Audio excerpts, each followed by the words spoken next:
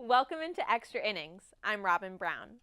Home sweet home, a sentence cheered aloud as the Quinnipiac Bobcats took on Monmouth University on their home turf in Hamden this weekend.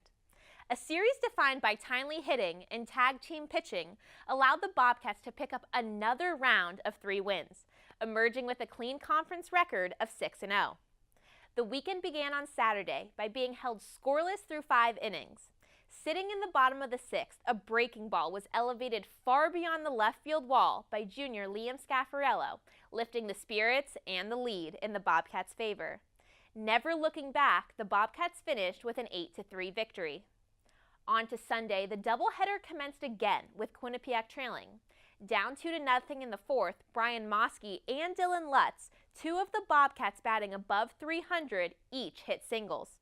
To the plate came Scaffarello, and if you were predicting that I was going to say another home run went over the left field wall, well, you would be correct.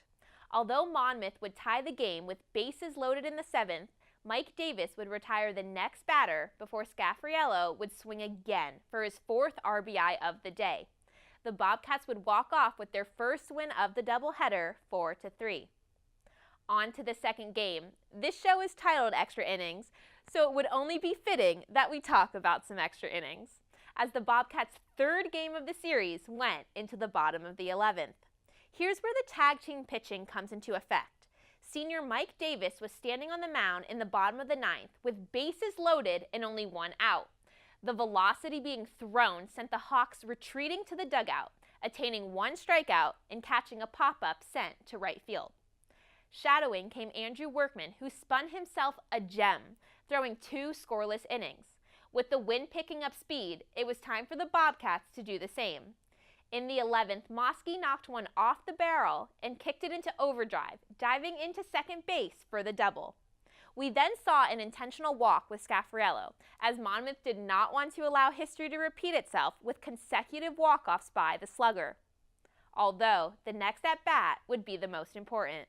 One thing that our coach says is your next at-bat is always your most important at-bat.